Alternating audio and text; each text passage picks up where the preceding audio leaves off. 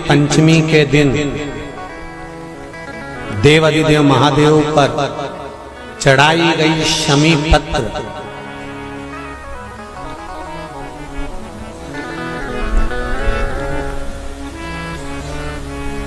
शंकर भगवान पर चढ़ाई गई शमी पत्र आस्तिक मुनि का नाम लेकर, कौन से मुनि? आस्तिक मुनि का नाम लेकर शमी पत्र को वापस उठाकर उसको अपने दरवाजे की चौखट पर कहीं पर भी या द्वार पर कहीं पर भी एक ओर रख देने पर घर के अंदर, बगीचे के अंदर सर्प प्रवेश नहीं करता। ध्यान रखिए, सर्प प्रवेश नहीं करेगा। शमी पत्र समर्पित करने पर, उस शमी पत्र को आस्तिक मुनि का स्मरण करने पर, कौन से मुनि है? आस्तिक मुनि का स्मरण करने पर भीतर घर के अंदर बगीचे में सर्प भी प्रवेश नहीं। उस शमी पत्र में जया, विषहरा, शामली वारी, दौतली और देव, ये पांचों कन्याओं का भाव प्रकट हो जाता है और वो कन्याएं हमारे घर के द्वार की रक्षा करती हैं। तुम्हारे घर की बहन बेटी क्या करती है? तुम्हारे घर की बहन बेटियां क्या करती हैं? घर में बहन बेटी आती हैं तो बद्दुआ देकर नहीं जाती। घर में कन्याएं रहती हैं, बद्दुआ नहीं देती। घर की बेटियां जब दरवाजा छोड़कर शादी कर वाले दिन, विदाई के दिन अगर जाती भी हैं तो बेटियां हाथ में धान भरकर फेंक कर जाती हैं कि मेरा मायका खूब फले फूले आगे बढ़े। छापे लगाकर चली जाती हैं कि हमने हमारी जीवन की सारी दौलत, जीवन का सारा सुख अपने मायके में दे दिया है। वो बेटियां होती हैं। तो जया, विषहरा, शामली बारी, दौतली, देव, ये उस घर में निवास करती हैं जिससे ये घर में हम रक्षा कर सकते, रक्षा कर सकते।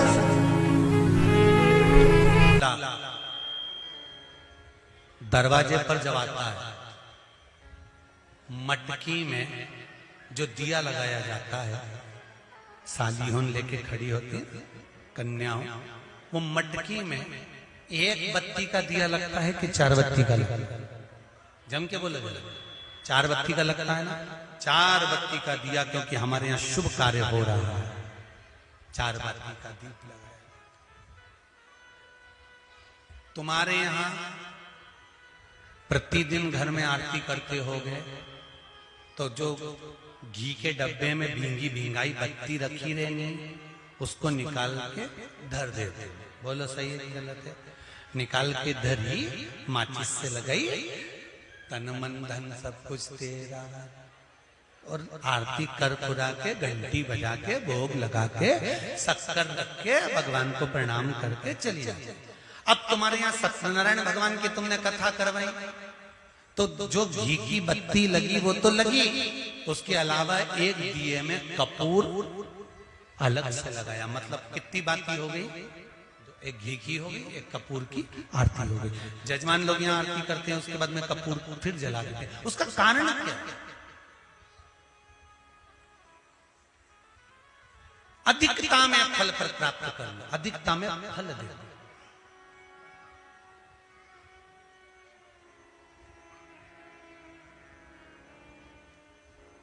साल, 2 साल, 4 साल, 6 साल में आप भी प्रयास करा करो, पतली पतली बत्ती बनाकर 108 गिनकर घी में जब उसको पूरी बांध लो, घी में भिगो कर रख लो। कोई घर में विशेष कार्य हुआ या कहीं तीर्थ गए, कहीं गंगा जी के घाट पर गए, सरयू, मंदाकिनी, नर्मदा, गोदावरी, छिपरा आदि के घाट पर गए तो उस बत्ती को प्रकट कर कर जलाकर रख दिया। क्या होता है उससे? माता सती ने कौन सा पुण्य करा था जो शंकर भगवान के कंधे पर शव पड़ा हुआ था और शंकर नाच रहे थे? वो सती का पुण्य था कि वो कभी एक सामग्री से शिव को प्रसन्न नहीं करती थी, बहुता में देकर शंकर को रिझाती थी। इसलिए शिव ने उसको अखंडता प्रदान की। शंकर भगवान ने अखंडता दी है उसको, अखंडता।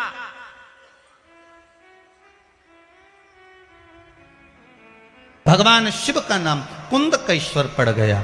एक बात का हमेशा ध्यान रखिए, जब राह में चलते हुए, कोई कार्य को करते हुए, कोई आगे बढ़ते हुए, कोई बीच में अगर अटकल आ रही है, कुछ कार्य अटक गया है, तो कुंदकेश्वर महादेव का स्मरण करिए।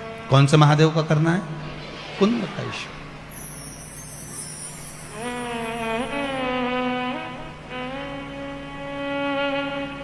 कुंदकेश्वर महादेव का स्मरण करिए। अच्छा, कई लोग एक प्रश्न करते हैं, गुरुजी ये बताओ कि आप बताते हो कि कुंदकेश्वर का स्मरण करो या उद्धूतेश्वर का स्मरण करो या फिर ये देवता का स्मरण करो महाराज, तो ये मंदिर में जाना पड़ता है क्या इनके? तो शिव महापुराण की कथा कहती है आप किसी भी मंदिर में जाएंगे और जिस देवता का नाम लेकर आप जल चढ़ाएंगे उस समय पर वो देवता उसको स्वीकार कर लेता है। आप जिस मंदिर में जा रहे हो, आप किसी मंदिर में जाकर पशुपति व्रत कर रहे हो तो पशुपतिनाथ उसको स्वीकार कर लेगा। आप किसी मंदिर में जाकर केदारनाथ जी के नाम से जल चढ़ा रहे हो, केदारनाथ भगवान उसको स्वीकार कर लेगा। आप किसी मंदिर में जाकर त्र्यंबक के नाम का जल चढ़ा रहे हो, त्र्यंबकेश्वर भगवान उसको स्वीकार कर लेगा। आप किसी मंदिर में जाकर महाकाल के नाम का जल चढ़ा रहे हो, महाकालेश्वर बाबा उसको स्वीकार कर लेगा। वो उसको प्राप्त कर लेता है, वो उसको ग्रहण कर लेता है। महाराज, श्री शिवाय नमस्तुभ्यम, श्री शिवाय नमस्तुभ्यम। कुंदकेश्वर महादेव का नाम का स्मरण कर लेने पर जीव सुख पा जाता है। आज एक कोई इन्हीं पंडित श्री रमेश मेंदोला मित्र मंडली का ही कोई एक सदस्य सुबह मिलने के लिए आए थे, शायद वो बैठे भी होंगे।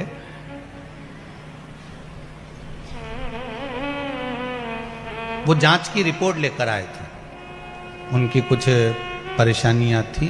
कहीं बैठे हो तो हाथ जरूर हिलाना भाई हो। तो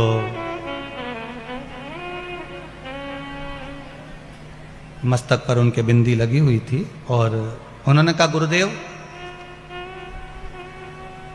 डॉक्टर ने इतनी सारी बीमारियां बता दी थी और बहुत घर के लोग टेंशन में आ गए थे, पर मेरे घर के माताजी ने कुछ उपाय भगवान शंकर के कुंदकेश्वर महादेव के करे और कहा 3-4 दिन से कथा सुन रहे हैं ना, और गुरुजी बोल रहे हैं कि 3 महीने में रिजल्ट आएगा। अगर मैंने दिल से शिव महापुराण की कथा सुनी है तो तू आज जांच करा के आ। सारी जांच भगवान शंकर के भरोसे पर आई। वो अगर कथा में बैठे हो तो जरूर हाथ हिलाना भाई हो। तो उन्होंने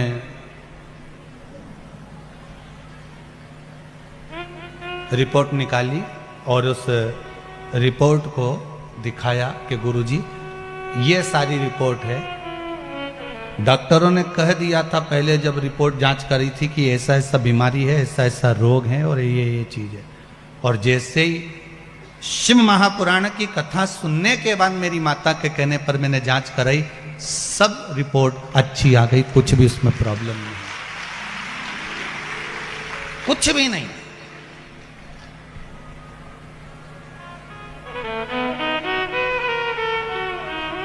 आप बाबा पर विश्वास करते हो तो बाबा आपका साथ देता है।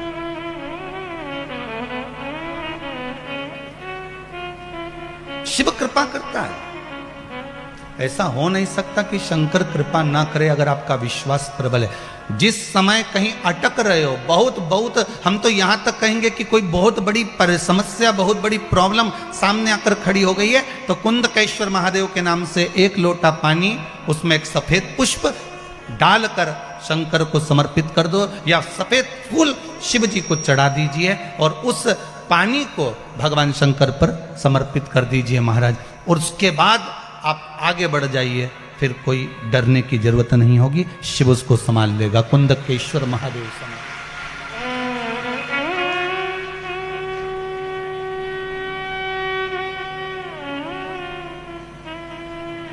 फिर वो देवाधिदेव महादेव उसको संभालेगा, उसके सिवाय कोई दूसरा संभाल भी नहीं सकता। संभालने वाला वो शंकर ही हो सकता है।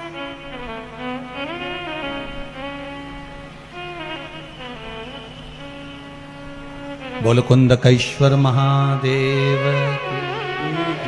भगवान कुंदकेश्वर महादेव के रूप में विराजमान हो गए। एक बार भगवान शंकर माता पार्वती को लेकर काशी घूमने के लिए गए, और काशी घूमने के लिए गए तब माता पार्वती जी ने भगवान शिव से कहा, भोलेनाथ आप मेरे साथ इस काशी में विराजमान होइए। शंकर पार्वती काशी में विराजमान होने के लिए बैठे ही थे, इतने में भगवान शंकर को याद किया गया तो शिव जी बैकुंठ के लिए भगवान विष्णु से मिलने के लिए चले गए।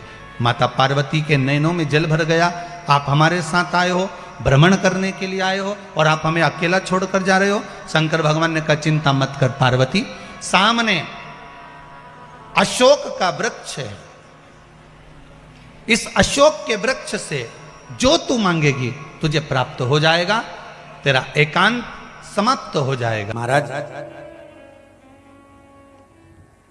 पीला चंदन, बेलपत्री के दोनों पत्ते पर, लाल चंदन बीच वाले पत्ते पर, शिव मंदिर में जाकर जहां पर शिव मंदिर में ये शिवलिंग है, ये जलाधारी है, ये माता पार्वती का हस्त कमल है जहां शिवलिंग रखा है, ये भाग है, राइट में गणेश जी, लेफ्ट में कार्तिकेय जी, बीच में अशोक सुंदरी है। समझते ना सब लोग? ऊपर से जो बूंद बूंद पानी गिर रहा है, शंकर भगवान की 5 लड़कियां हैं, जया, विषहरा, शामरीबारी, दौतली और देव। शंकर भगवान के 13 बच्चे हैं, उस 13 बच्चे में से 5 कन्याएं शिव जी के ऊपर है। पांचों का नाम आप सब बोलेंगे, जया, विषहरा, शामरीबारी, दौतली और देव। ये शिव जी की 5 लड़कियां जो शिव जी के ऊपर एक एक बूंद पानी गिरा रही हैं। जो जलाधारी लगती है वो शिव जी की 5 बेटियों के नाम से लगती है। शंकर भगवान की 6 नंबर की बेटी अशोक सुंदरी है, जहां से जल बहता है बीच में एक मोटी सी लाइन रहती है, वो शिव जी की छोटी लड़की है अशोक सुंदरी। जहां शिवलिंग रखा हुआ है, गोल जो भाग होता है वो माता पार्वती जी का हस्त कमल, राइट में गणेश जी, लेफ्ट में कार्तिकेय जी, जहां से पानी बह रहा होता है। पानी गिरने के बाद में जितनी दूर तक मंदिर के फर्श से निकलकर जितनी दूर तक जाता है, वहां 33 कोटि देवी देवताओं का निवास होता है। इसलिए शंकर जी के जल को लांघा नहीं जाता।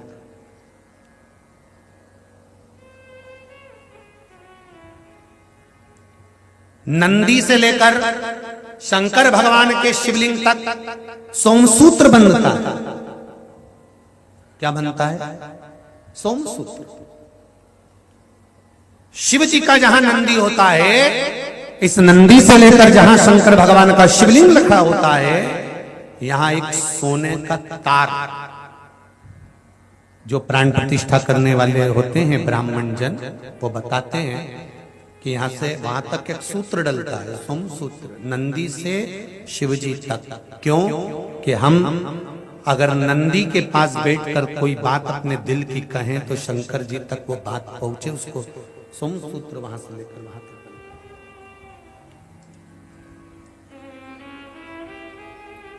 अब तो प्रतिष्ठा के समय पर सोने की वो तार डालते कि नहीं डालते वो पता नहीं, पर शिव मंदिर का नियम है, छोटा सा भी अगर शिव मंदिर बना रहे हो, बड़ा भी बना रहे हो, तो नंदी से लेकर शिवलिंग तक एक सूत्र डलना चाहिए सोने का तार, वो भूमि के अंदर ही होना चाहिए।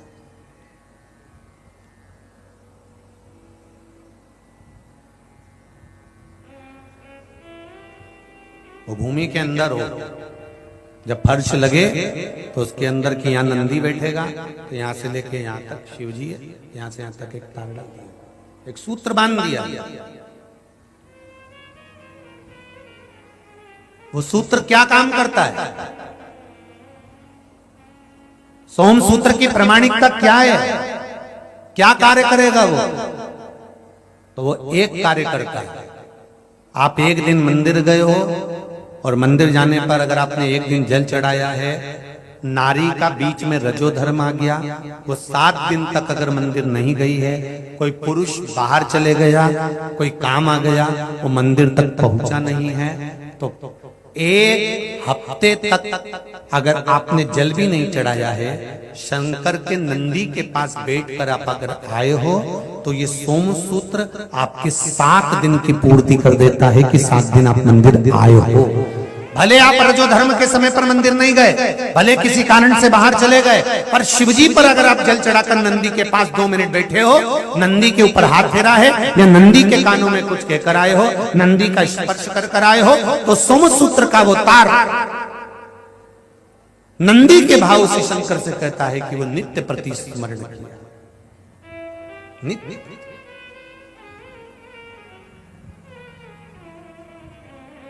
महाराज तो बेलपत्री, दोनों में पीला चंदन, बीच में लाल चंदन, और जो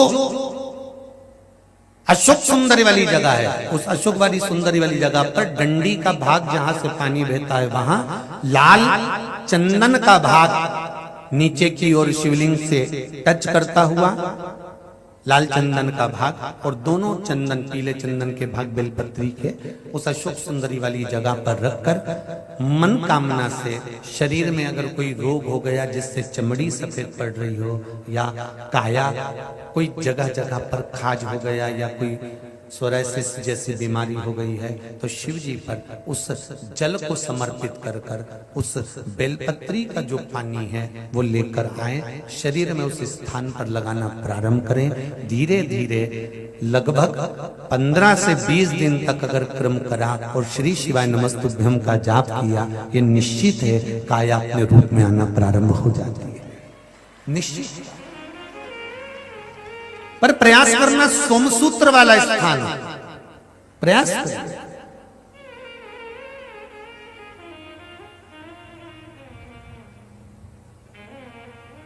उच्चारण एक ही करना है आपको उस समय पर जल चढ़ाते समय, षडाक्षर मंत्र का उच्चारण। षडाक्षर मंत्र को सब बोलेंगे साथ में, चालू हो जाइए। ओम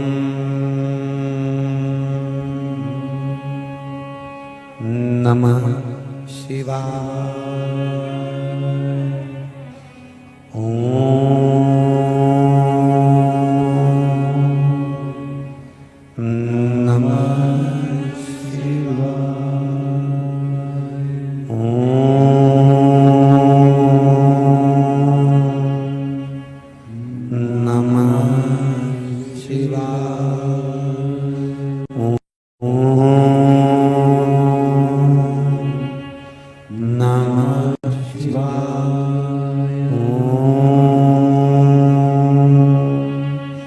नमः शिवाय, षडाक्षर मंत्र का जाप करेंगे जल चढ़ाते समय। सेमरी हरचन की कथा में कहा था, रायसेन की कथा में वर्णन किया था, और हाले कोसा में जो साहू परिवार ने कथा कराई थी उसमें वर्णन किया था कि सूर्य नारायण भगवान को हम जब जल देते हैं, जल की धार एकदम पतली चलना चाहिए, एकदम पानी उंडेल कर नहीं आना, थोड़ा धीरे धीरे स्लो। जिस माता के या किसी भाई के तन पर पूरे स्थान में अगर कहीं कैंसर की गांठ भी बता दी है, और अगर आप सूर्य नारायण भगवान को प्रातः के समय पर उसको देखकर जल में सूर्य की किरणों को देखकर जल छोड़ रहे हैं, सूर्य को अर्घ दे रहे हैं, और वो जल की धार आपके कैंसर वाली जगह पर या गांठ वाली जगह पर उस सूर्य की किरण पानी में से आपके उस स्थान पर पड़ रही है जहां पर गांठ है। तो आप 1 या 2 महीने तक लगातार जल चढ़ाएंगे, उसके बाद जाकर जांच कराइए, गांठ धीरे धीरे गलना प्रारंभ हो गई होगी। सूर्य के अर्घ में वो बल होता है।